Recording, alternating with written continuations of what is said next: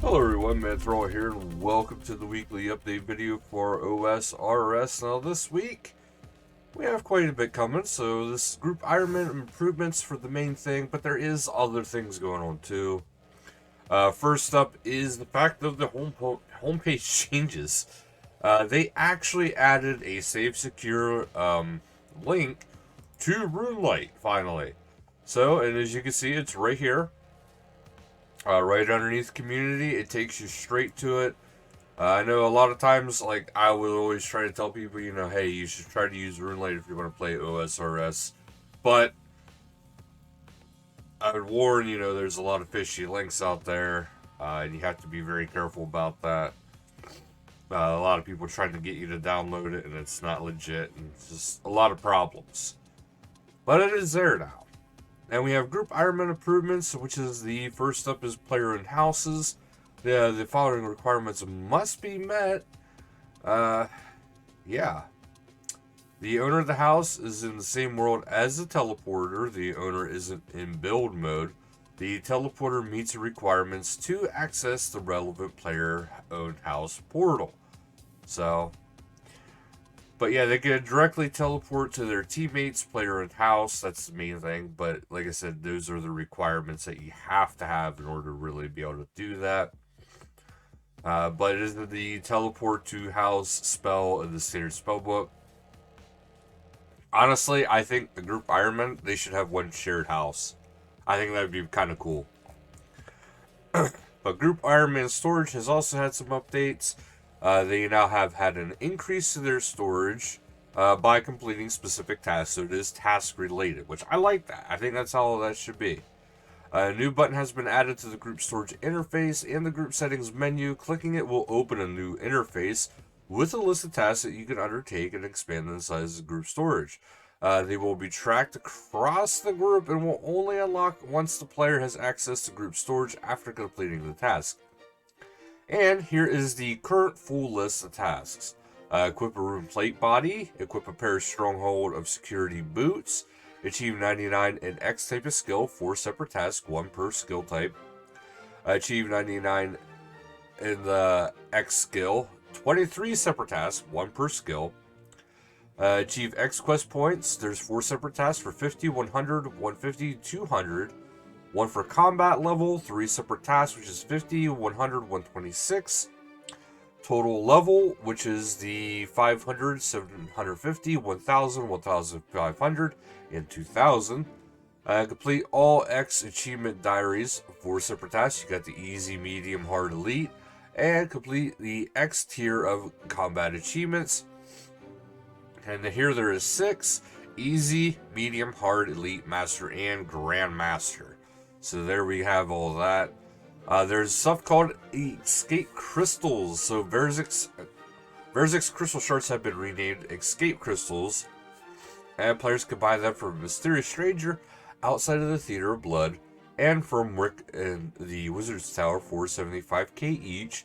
After speaking to Rick and opening the buy menu, once you right-click to him to access the menu again, the Escape Crystals have 2 functions.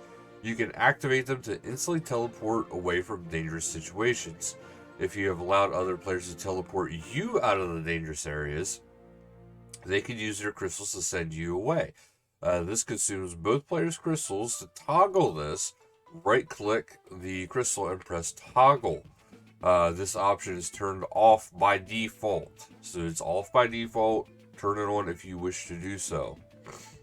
The escape crystals only work in the following areas: Pest Control, the Inferno, Tizhar Ket Rax Challenge, also known as the 6 Jad Challenge, Chambers of Zarek, Theater of Blood, Barbarian Assault.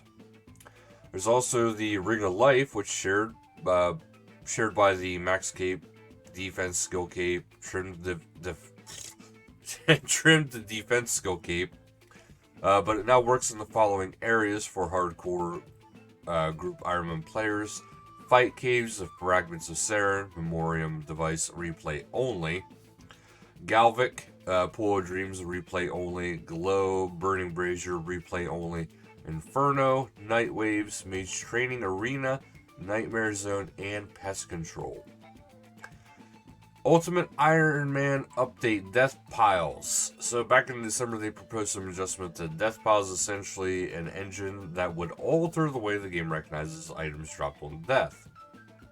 In short, they can make the game recognize death piles on your player's save rather than the world save. This would be grant greater protection to the items dropped by Ultimate Iron players in the event world crashes or disconnect. But the changes would be noticeable by all accounts, or all account types. So, under the new system, if you had an untradeable item on the ground visible only to you, it will be saved when you log off and reappear when you log back in. That's actually very good. Just in case. The time the item stays on the ground will remain the same, but critically, the timer will pause while you're offline. This is actually very big in general. Hopefully this makes its way into other things. They can also use the system for item drops and mass encounters to avoid issues they saw at next launch. There were so many items that were dropping that some players' drops disappeared. But here's a little bit of a rundown here. The item location, item world. So you got the gravestone, ground, and the item world is any world dropped on. Items appear to others, never after 60 seconds.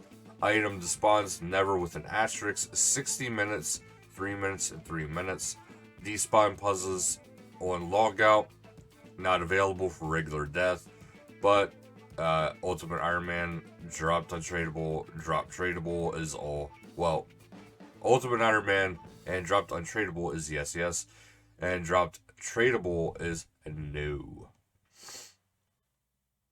So if you get logged out and you get something killed and it's tradable, well, although feedback for this proposal was largely positive, there were some concerns about memory capacity. Worlds currently delete items if too many of them show up on a single tile.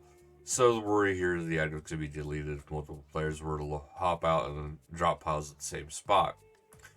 But they are happy to confirm that the items are saved in their own list, so logging in with saved items will not delete other items on the ground.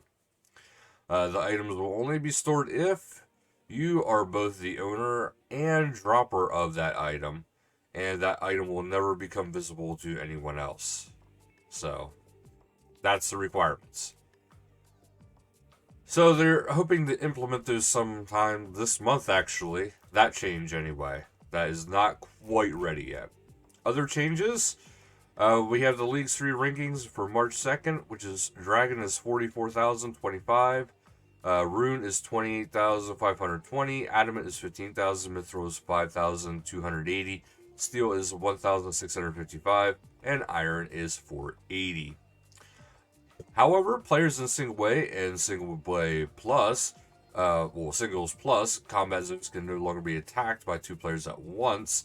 On target worlds, players are now able to interrupt existing fights in Single Plus areas in order to attack their assigned target, as they can in Single Way zones. Entering and leaving the Gauntlet with the Amulet of Avarice equipped will no longer clear your skull. A bug with the I Should See a Doctor combat achievement has been fixed. Nightmare Solo Speed Trialist is now Elite rather than Master. The PvP World Rota has moved to Period A, so 539 US PvP, 548 Germany High Risk PvP, 577 US Free-to-Play PvP, and 559 UK LMS Competitive.